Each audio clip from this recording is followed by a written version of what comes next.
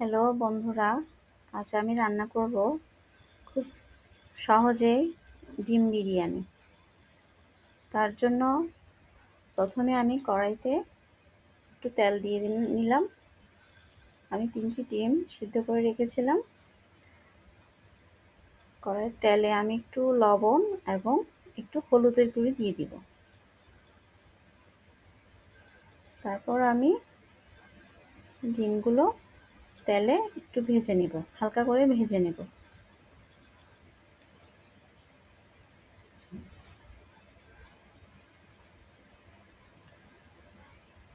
তেলে একটু লবণ ছিটিয়ে দিলে আর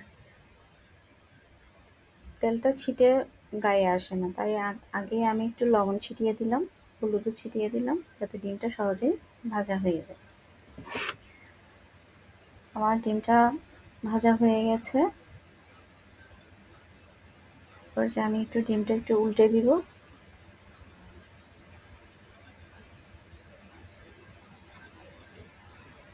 ডিমটা বেশি ভাজার দরকার নেই, বেশি ভাজলে আবার শক্ত হয়ে যাবে।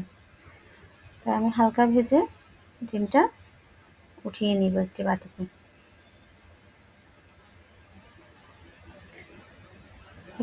একই তেলে আমি সেদ্ধ করা আলু হালকা একটু ভেজে নেব। আলুটা আমি আগেই সেদ্ধ করে রেখেছিলাম, সেই আলুটাই আমি এখন একই তেলে দিয়ে দিব এবং সুন্দর করে ভেজে নেব।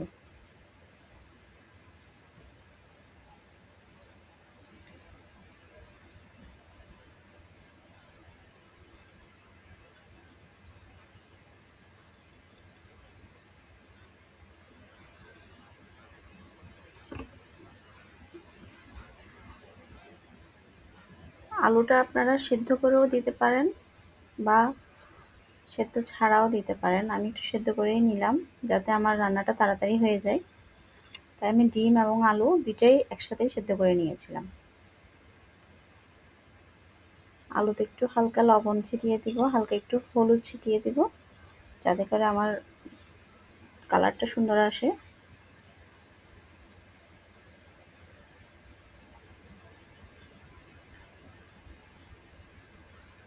আমার আলুটা মোটামুটি ভাজা হয়ে গেছে, আমি আলুটা বাটিতে উঠিয়ে নেব।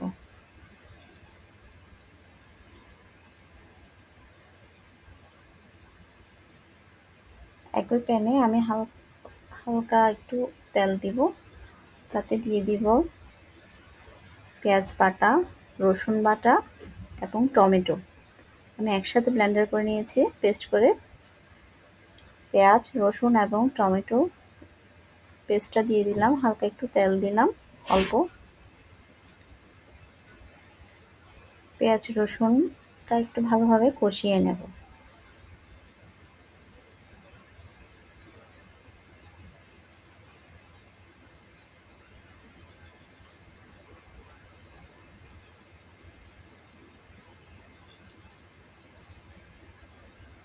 এবার পেঁয়াজ রসুনের দিয়ে দিব সামান্য লবণ স্বাদ মতো,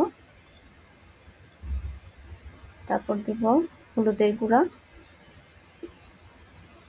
মরিচের গুঁড়া,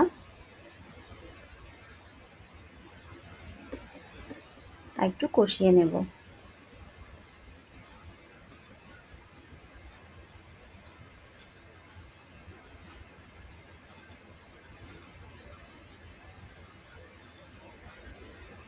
মশলাটা ভালোভাবে কষিয়ে নিলে রান্নাটা খেতে সুস্বাদু হয়।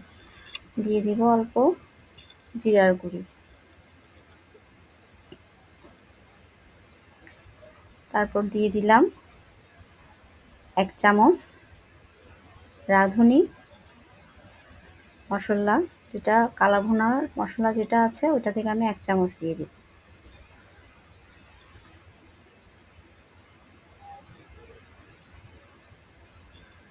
তারপরে দিয়ে দিলাম 1 চামচ আদা বাটা।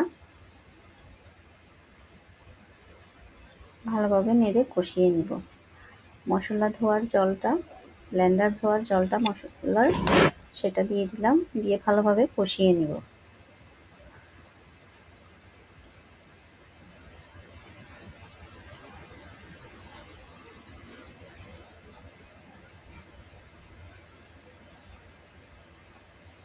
মশলাটা ভালোভাবে কষিয়ে আসলে দিয়ে দিব ঘি। ঘিটা আপনারা অবশ্যই দেওয়ার চেষ্টা করবেন। ঘিটা দিলে রান্নাটাতে খুবই সুস্বাদু একটা ফ্লেভার পাওয়া যায়।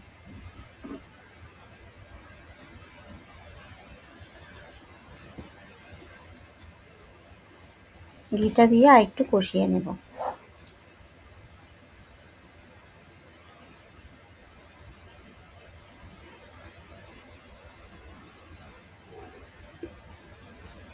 আমি আগেই চাল ধুয়ে রেখেছিলাম। এখানে চালটাও ভালোভাবে ধুয়ে পানি ঝরিয়ে রেখেছিলাম। সেই চালটা এখন দিয়ে দিলাম। চালটা দিয়ে ভালোভাবে কষিয়ে নিব। চালটা ভালোভাবে ভাজা ভাজা হলে বিরিয়ানিটা খেতে খুবই সুস্বাদু হয়।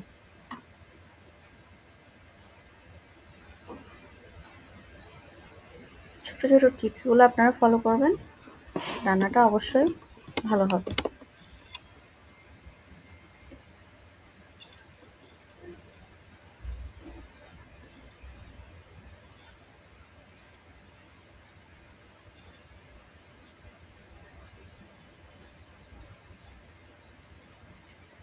এ পর্যায়ে আমি দিয়ে দিব পানি।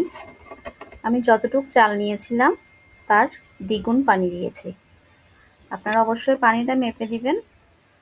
বিরিয়ানিটা নরমও হবে না বা চাল চালও থাকবে না। যতটুক চাল দিবেন তার দ্বিগুণ পানি দিতে হবে। এবার আমি ভাতের সাথে চালের সাথে মিশিয়ে দিব ডিম এবং আলু, আর উপর থেকে দিয়ে দিব কয়েকটা কাঁচামরিচ। কাঁচামরিচ দিয়ে সব কিছু ভালোভাবে নেড়ে আমি বিরিয়ানিটা ঢেকে দিব। লো টু মিডিয়াম আঁচে রাখবো। সহজেই এবং সুন্দরভাবে বিরিয়ানিটা ঝরঝরে হয়ে যাবে। দেখুন আমার বিরিয়ানিটা কত ঝরঝরে হয়েছে।